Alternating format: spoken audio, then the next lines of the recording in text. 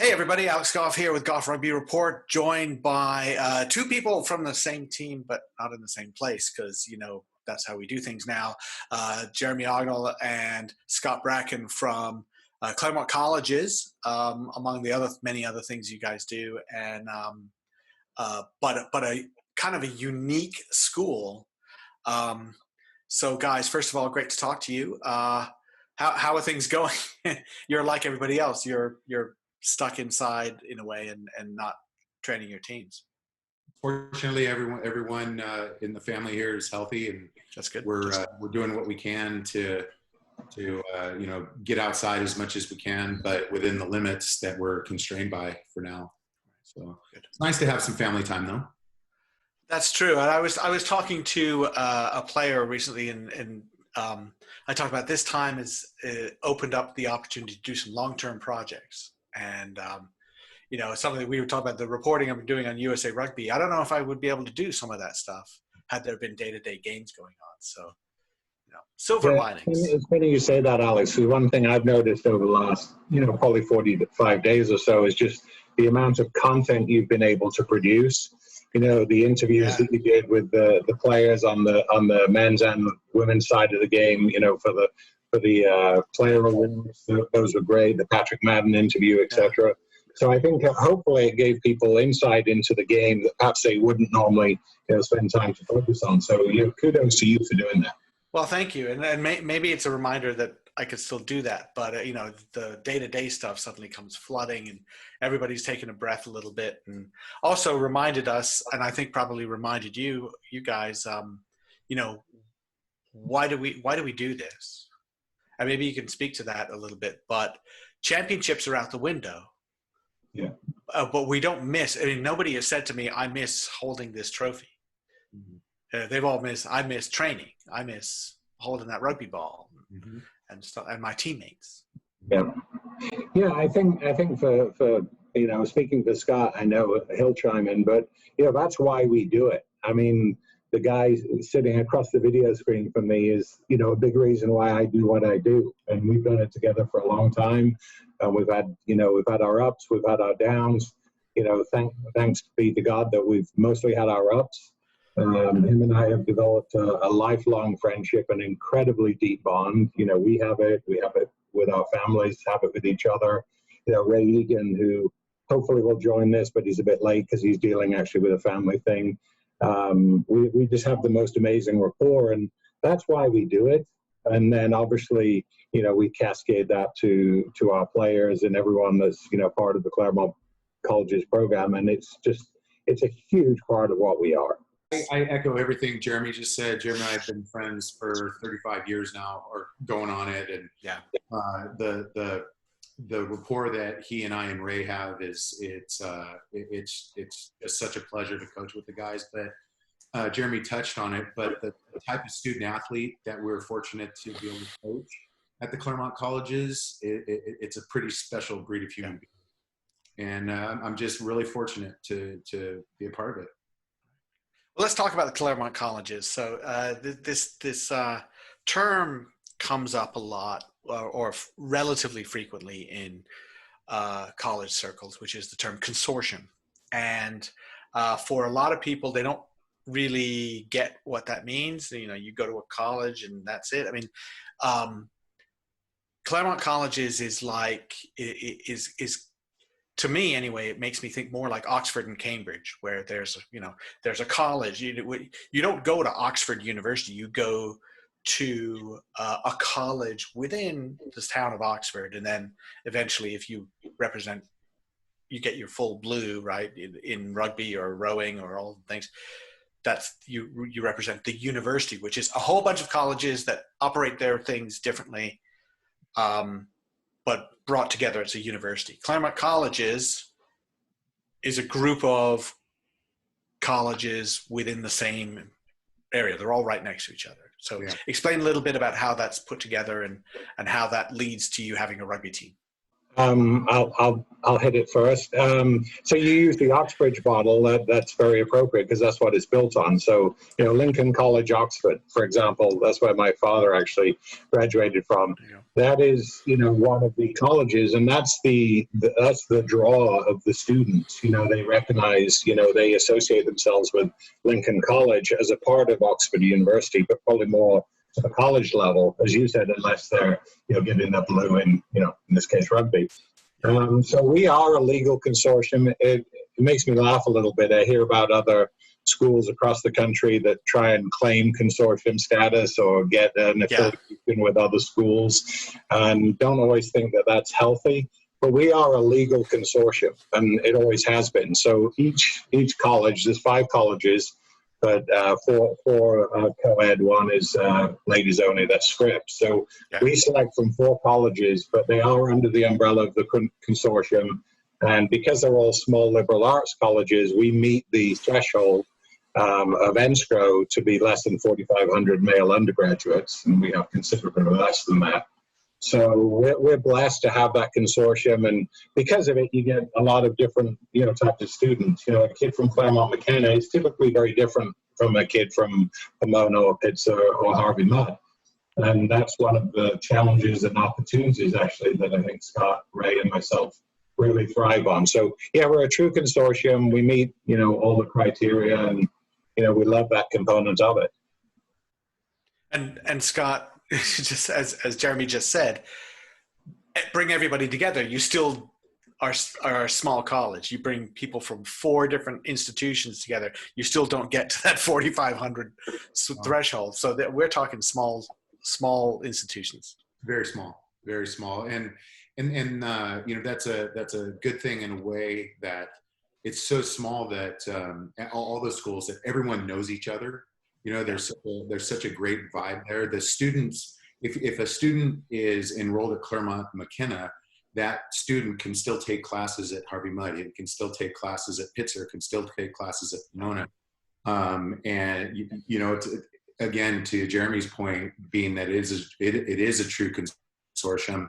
They're not miles apart. They're literally across the street from one another and almost co-located. Right. You can walk. You can. Yeah.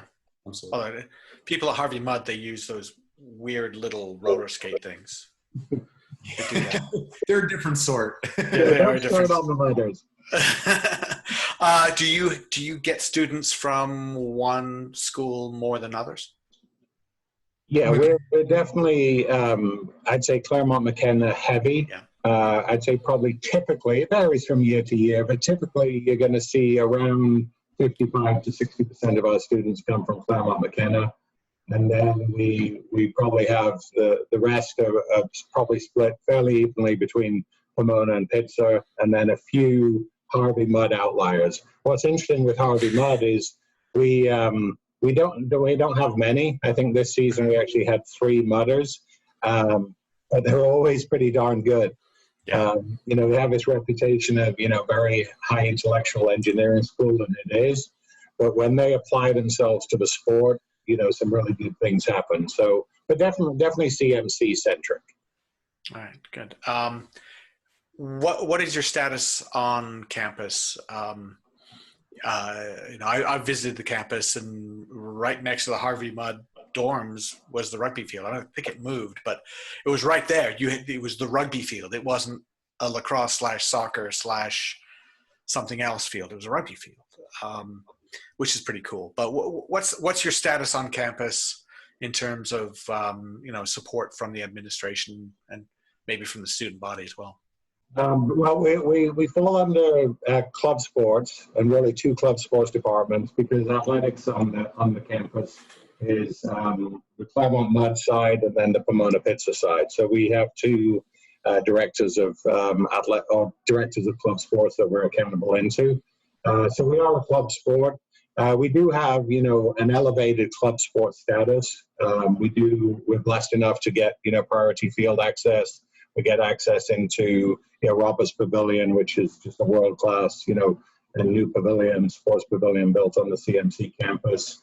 We get some access to athletic training and some other things. So it is an elevated status. There are some people that support us that are actually looking for an even more elevated status and willing to put some money on the line to accomplish that. So there's some exciting things to come for us, over, say, the next year.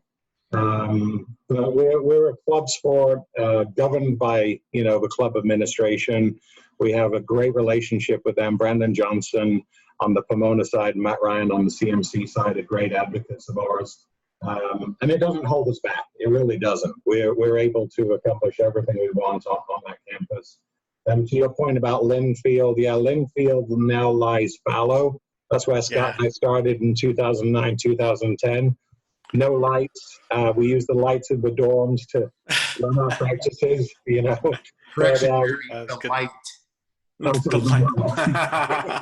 but we now get to play on Parents Field, which is right in the middle of CMC's campus, right by Roberts Pavilion, right in front of Green Beach, where all the students hang out on the weekend and have parties and play loud music. And so it becomes quite the event when we host some teams. It's a great atmosphere there. Excellent. Scott, so with that support, does that attract more students to the team? And that's hard to say. I think it helps more. It helps us retain players. Sure. I'm not sure if now the players who we're actually in touch with prior to them enrolling. I think that helps entice them to come, that along with the world-class education they're going to get.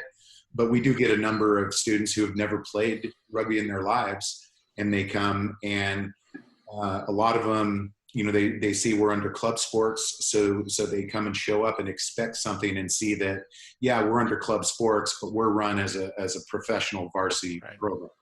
And actually, that has actually turned off a few students as well.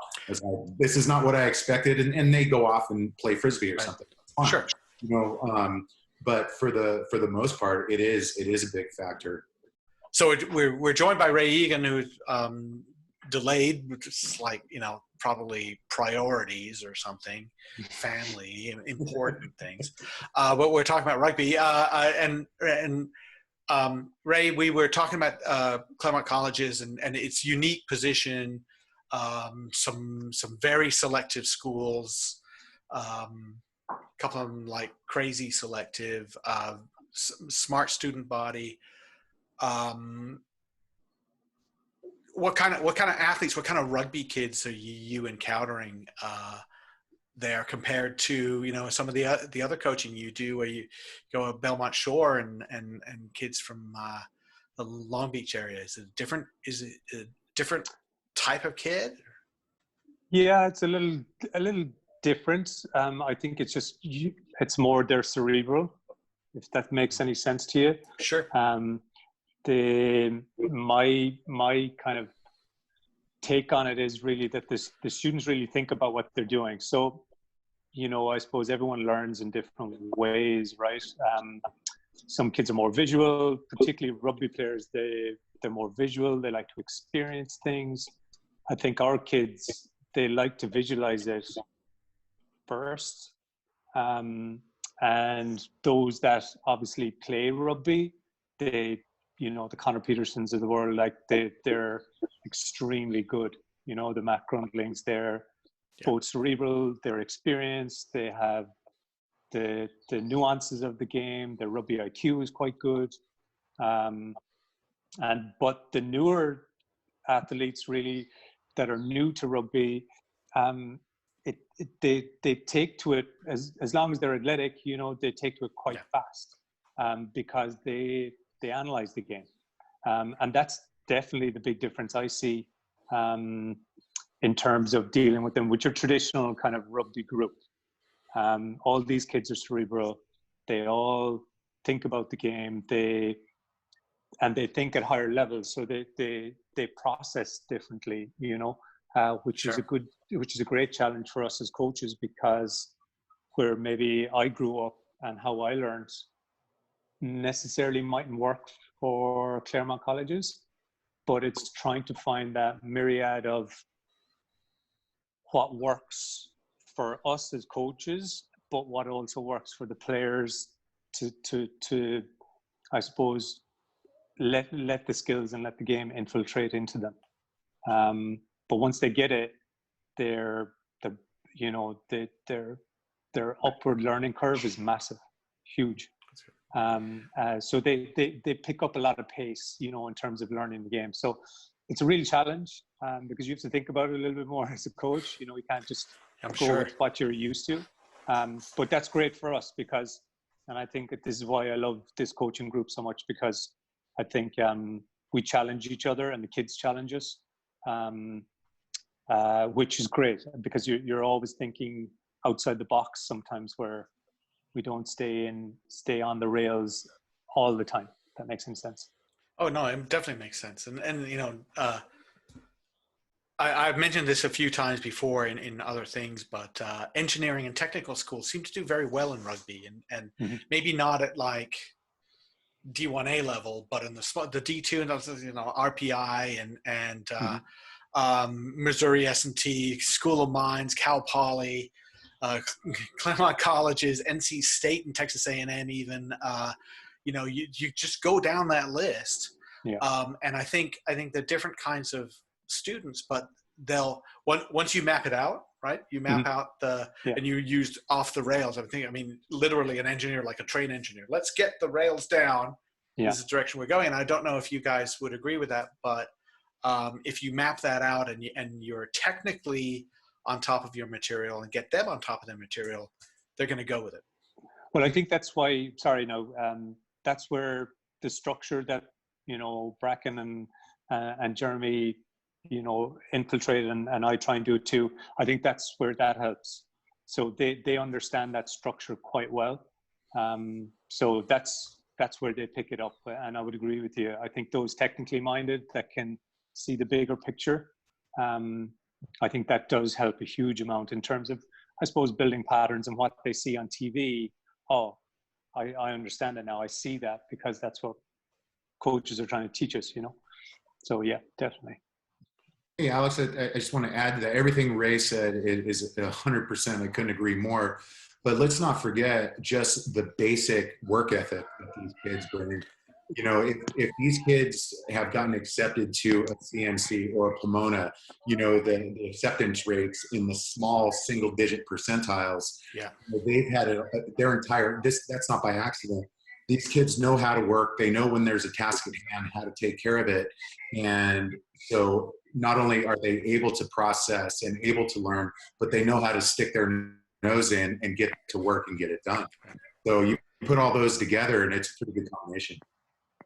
Jeremy, does that put the onus on you as a coaching staff then to be on top of your material? Sure. I was laughing when Ray was talking, thinking about that, because we really get held accountable at so many different levels, but we really do get held accountable by our players because they challenge us all the time. And even if they're new to the sport, they ask really insightful questions that perhaps we haven't really thought of because it's just second nature for us. Right. And so all of a sudden we're having to stop and think about, well, why? And maybe there's actually a different and better way to do it. So I think our players do a really nice job of, elevating our skill set. And then, clearly across the three of us here, we do it to each other. We hold each other accountable every day, every week for our performance or our approach to practices, what we're covering in practices. We occasionally, I might try and let it slip by a couple of minutes, and Scott Bracken doesn't allow that to happen. So he's always tapping on his watch and making sure that the train does stay on the track. So yeah, I think our level, we're keeping each other accountable, and players very much so. So that's another part of the draw for us. We were talking about school support, and one of the things that what does the school pay for? Are you able to get some stipends and some pay for coaches? How in that terms of monetary support, what do you get? Yeah, so good question. We don't get much financial support or direct financial support. So the services are big, and then the time, as I say, Brandon and Matt, that's huge for us. But the money really for our program comes from parents, alumni. We have one main benefactor who's supported us throughout and whose donations have increased dramatically over the years. It seemed to coincide with our success. which has been great. So without his support and his family's support, the program would look and feel very differently. But as a result of his generosity and the alumni bases, and we've got an amazing alumni, many generations with. So between all of those, cash influxes, yeah, we are able to pay coaches. So all three of us are on here get paid through the colleges, but through private funding. We're able to pay for a team manager. We pay for an athletic trainer. So we're truly one of the blessed programs with that.